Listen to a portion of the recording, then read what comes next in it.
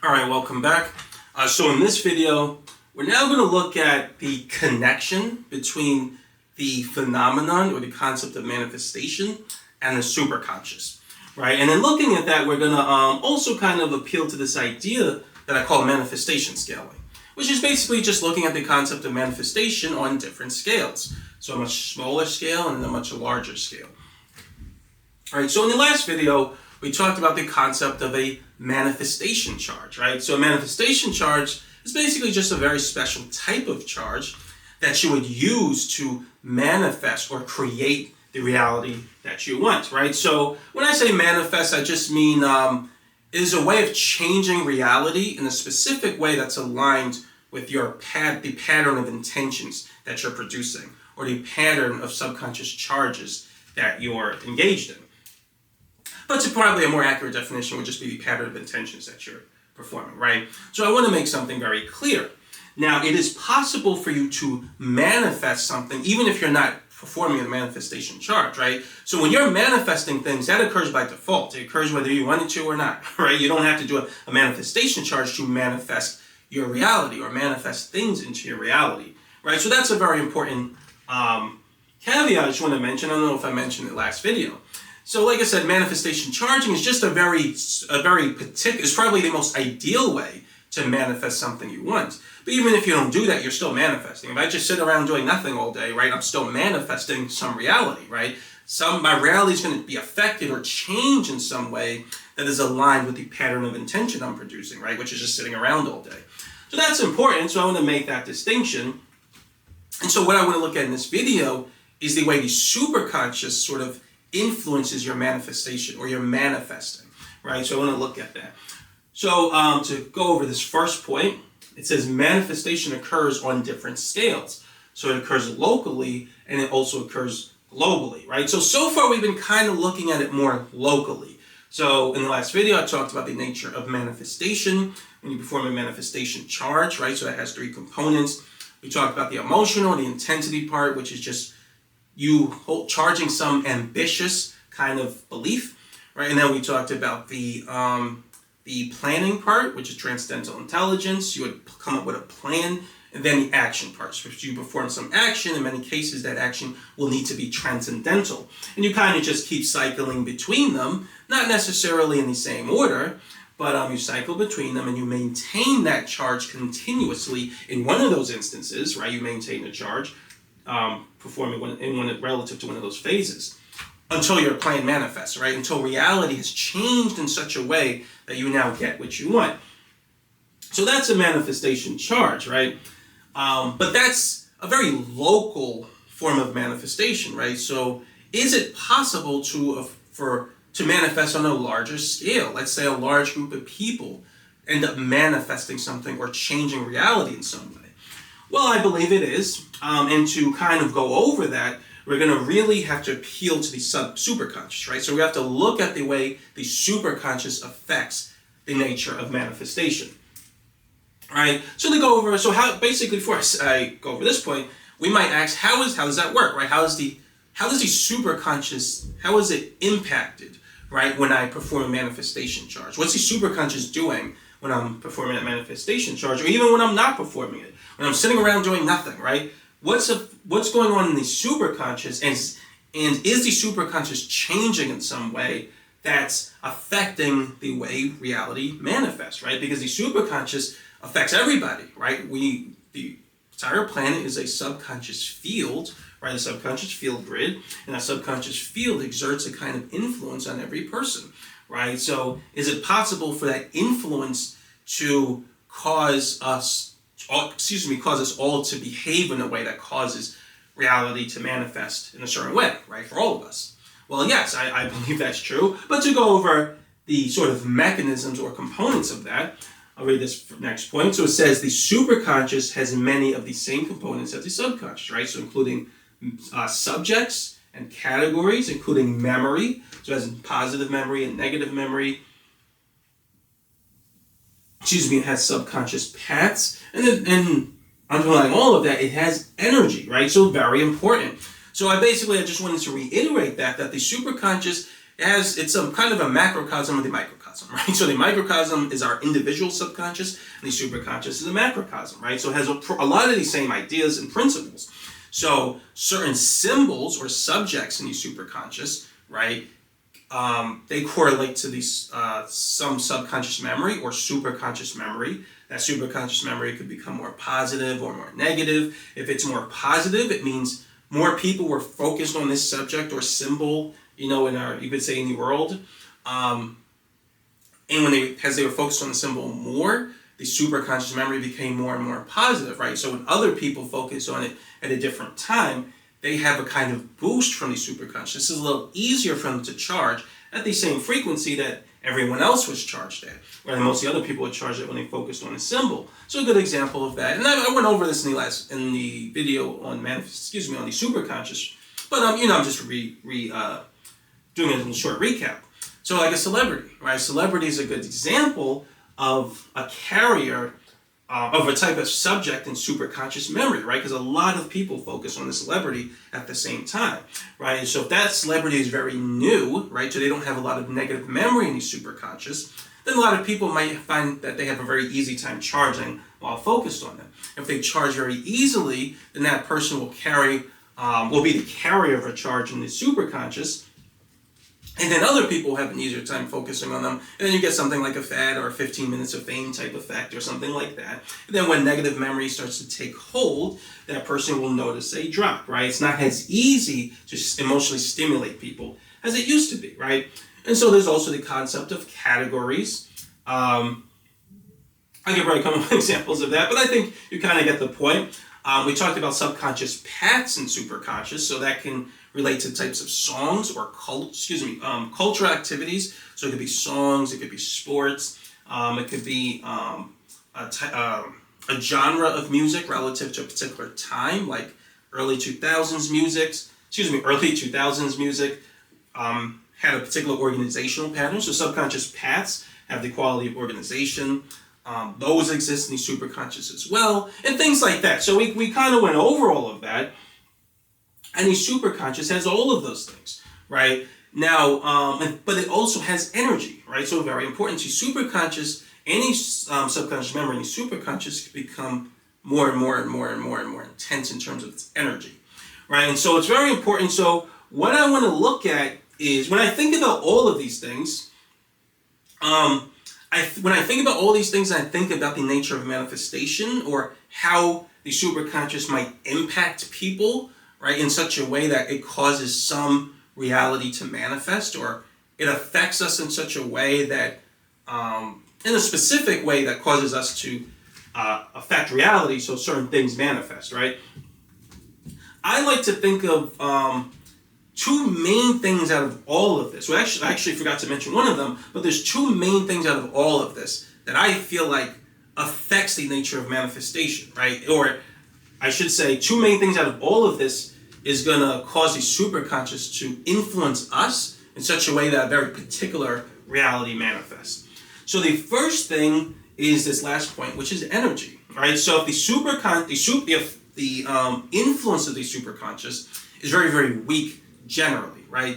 But it can increase with the energy. So no different than your own subconscious. So when your subconscious charges like crazy, the compulsion that you feel in your conscious mind gets stronger, right?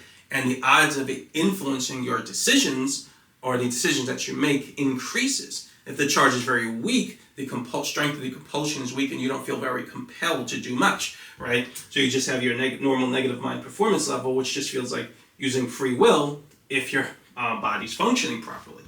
Now the superconscious is very similar. So if the superconscious gets highly charged, right, then it's going to compel you in a stronger way. I don't know that's ever super strong, but it's a stronger way. So at the level of intuition almost, you'll feel just a subconscious kind of urge. You'll just feel an urge more often as a result of the superconscious activity.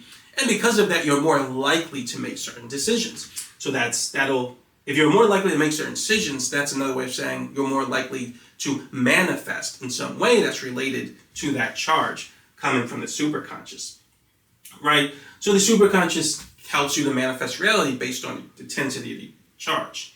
But there's another component, right? So there's another component of the superconscious that also helps you to charge. It helps you to manifest. So we talked about the new component in when I was talking about the superconscious revisited, right? So I mentioned how, so this is kind of like a new idea for me, right? I didn't put this in the book.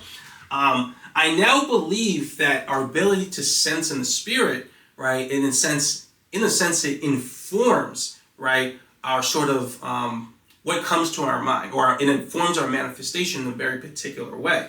So something we didn't talk about before involves the nature of transcendental intelligence, right? So I talked about how when you're trying to come up with a plan, right, for the manifestation charge specifically, I mean, this is not just for manifestation charge, but just in terms of manifestation charge for now, when you're trying to come up with a plan and you charge your subconscious, you enter transcendental state, your subconscious will start creating, right? It'll start brainstorming, and you'll come up with a kind of interesting plan that goes beyond the performance level of your negative mind. Well, what I didn't mention, right, is that this is also possible if you're constantly trying to manifest reality or change reality in a specific way, or come up with a plan for how you're going to do something in reality. What I believe also happens is that your spirit, so you sense in the spirit, right? We talked about how your psychic abilities weakly charge. They're not, I still call them normal, even though they weakly charge, but they're not like super transcendental or highly charged. You have a huge amount of psychic energy, right? So you just have a very small amount, but that small amount's enough, right? I believe your spirit will be able to sense. So again, we'll explain how that works. We'll have to wait till the next video. But for the moment, I'll just say your spirit is able to tap into universal intelligence, and it sort of informs your intelligence, right? It informs the plan that you're coming up to manifest. I believe that also occurs in the superconscious. In fact, it can occur with many people, right? And so when many people have a plan and they're trying to come up with an idea to manifest reality in a certain way, and they're tapping into that universal intelligence, that provides a kind of source that allows for a kind of almost like an emergent intelligence in the superconscious. But what it really does is it creates the ability for alignment to happen, right? So we talked about alignment in the video on superconscious, which ultimately is just the phenomena where multiple people can be trying to plan or manifest some reality, and all of their sort of efforts to manifest a reality cause them to interact in some way that's beneficial for each person involved, right? And they all do it at specific times that's beneficial for the plan they're trying to manifest, right? So for example, if I want to become a millionaire, right? And I'm coming up with a plan, how do I become a millionaire? And I have this idea, well, I'm going to sell sneakers or something, right? So I'm going to sell sneakers to become a millionaire. Well, I'm going to need help for that. There's some person I'm going to come across at some point who's going to help me with that plan. Maybe I need someone to sort of give me like, what do they call it? I forgot what it's called. Capital, right? To develop my business and things like that, right? So maybe that person has some plan where they want to invest in all types of businesses and become rich or richer and from that, right? At some point, we can be brought into alignment or meet each other as a result of activity going on in superconscious. And that all came from us making decisions, and plans are informed by what we sense in the spirit, right? So very long-winded way of explaining it, but I believe that'll make even more sense based on what I'll talk about in the next video. So that I believe those are the two factors, right, that occurs on a level of our subconscious that mainly sort of passes over to the superconscious. Now everything else passes over too. So, our subconscious can have subconscious paths. We could charge categories. We could charge a particular memory and make it more negative or positive or whatever. There's frequency. So all that still carries over to the superconscious. But when it comes to manifestation, right, I believe those two main things are very important. The energy component, right, and the sensing in the spirit components. Now in terms of talking about things locally, for the superconscious to carry carry a charge or influence you in a very particular way, you have to focus on a particular subject in superconscious. So some subject in superconscious is carrying a charge, so subconscious memory is highly positive, right? it can be difficult, right, to see how, on a very local scale, how the superconscious memory might impact you or influence you in such a way to cause you to manifest a reality. At least, if we're just talking about locally. And what I mean by that is it would be hard for me to focus on a particular subject, right? Let's say this marker. In such a way, if I focus on this marker and I keep producing the same intention over and over and over and over, then technically I'm adding the superconscious memory, right, is becoming more positive just from me alone, right? If I keep entering a transcendental state while focused on this. But the effect of of a compulsion from the superconscious is very weak. It's not very strong. It's unlikely that I'm going to add enough energy to this marker just by myself so that it has a very strong effect in terms of the superconscious, because it's going to affect other people who focus on this marker too. So it's unlikely I'm going to do much to have a powerful impact, or I should say it's unlikely that anything I'm doing is going to affect some superconscious memory strong enough to influence manifestation locally. So locally it can refer just to myself, or it can refer to a group of other people. Now, if it's a relatively small group of other people, then I might be able to add enough energy to make a difference or some sort of significant impact. Like if I'm in a single household with like a few people and I focus maybe on the same symbol, maybe that might work. But ultimately, I believe the sensing and the spirit part is the more meaningful component, or the more significant component locally. Because I don't really have to add a huge amount of a huge amount of energy to sub-superconscious memory to still be brought into alignment with a bunch of different people who help me to manifest my reality. So that's locally, right? Now, where the superconscious impacts people as a result of the energy component in terms of manifestation is when we're talking about a much larger scale, right? Or you could say globally. So actually, let me read this point now. It says, global manifestation occurs when large numbers of people focus on the same subjects or categories and continuously produce similar intentions. So that's very important. And basically, what I'm getting at there is if you have hundreds of thousands or millions, right, of people focusing on a particular subject, right, and the superconscious, like I said, it could be a celebrity, it could be some symbol of some brand, right, it could be a phone, it could even be using a particular program like Twitter or TikTok or something, right, that would have to do with subconscious paths, right. All the threads and videos, or certain types of threads and videos, could be categories and things like that, right. But ultimately, all these experiences would correspond to memories in the superconscious. So if millions of people are now performing a particular activity and all these subconscious paths form in the superconscious, and they're based on categories, right? So I'm focusing on relatively similar things each time I'm performing this behavior, and millions of people are doing it.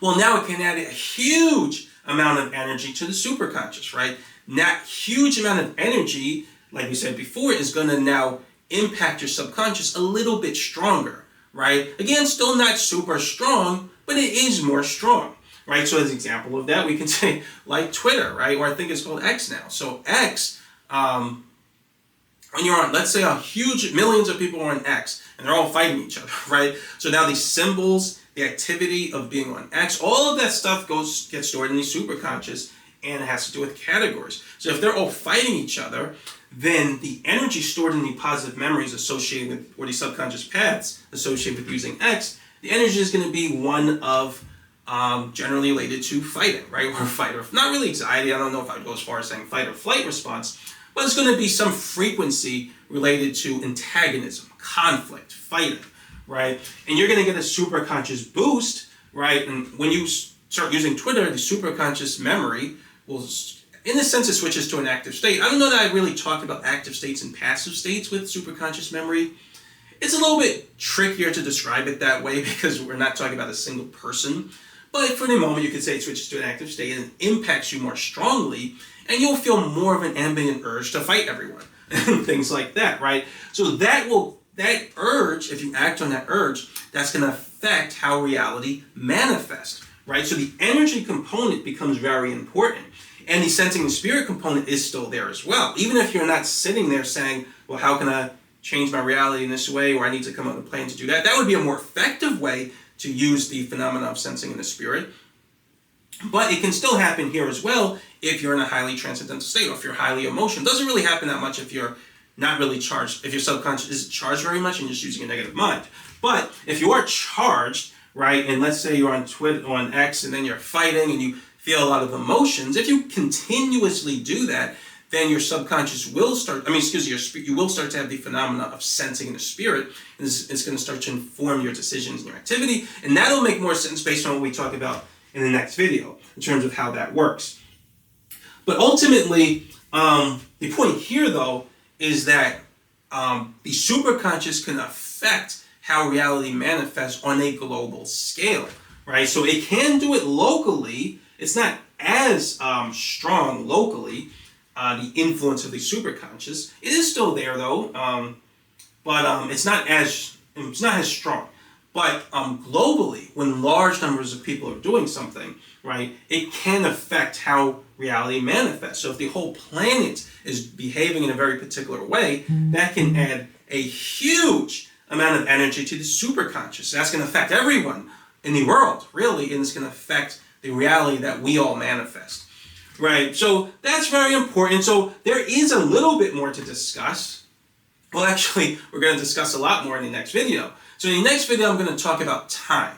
Now, you might ask, well, what does time have to do with the nature of manifestation? Well, it actually has a lot to do with it, right? So that's why I'm kind of, it's hard to kind of go into use the proper terms, right? The proper jargon, because I'm leaving out a kind of a huge component. But I did want to talk about this before talking about the nature of time. And then in the next video, we're going to talk about the nature of manifestation in a more complete way. And then in chapter 10, we're going to talk more about this concept of manifestation again, as it relates to the nature of the superconscious. We're going to talk about something called energy nodes, which I kind of already alluded to here. When energy reaches really intense levels in the superconscious, it affects how reality manifests. In a sense, you could say the superconscious can develop something like an energy node. So we'll talk more about that in chapter 10. But is there anything else I wanted to talk about? Oh yeah, I did want to mention that I'm trying to think if I want to wait till next video. No, I'll say it now. So another thing I often like to think of are what I call reality bubbles. So if I try to manifest, right, if I'm continuously trying to manifest something just for myself, so locally, I like to think of it as there almost being like a bubble around me, right? And a bubble around me, it almost acts like a filter for what enters my reality. Now, I know it's kind of a weird way of saying it because there's many things that go in reality that almost don't have to do with me, even if I'm next to it, right? Something can happen across the street from me, right? But in a sense, something happens across the street that doesn't really affect me that much, right? You can still argue maybe it's not interacting with my reality. So my reality would be like a very local perspective of the world relative to me, and I interact with things that influence me or impact me in my life, right? So this is kind of an imaginary concept, but I just like to think of a local reality bubble because to me, when you're manifesting, right, when you're manifesting locally, it's like I like to think of it as there being a bubble around you, and it filters, right, what the world sort of puts into your local reality, into your perception, or into your life locally. Right, and that I believe that concept is relevant. It's a useful concept to think of, especially when we begin talking about energy nodes, right? So when you're performing a manifestation charge, you get to change, right, what sort of enters your reality bubble, right? And you filter basically what comes into your reality bubble, and what comes into your reality bubble is consistent or aligned with your manifestation charge, right? And that concept is going to be more useful when we start talking about the connection between the superconscious and God, right? Because God can also enter your local reality bubble and start manifesting or creating with you. By the way, demons can also, right? So that's a useful term I find for those phenomena, which we'll talk more about that in the next chapter, chapter 10. So yeah, that's it for now. Like I said, in the next video, we're going to talk about time, which is going to play a very important role in the concept of manifestation. So yeah, that's it for now though. Thanks for watching, and I'll see you next video.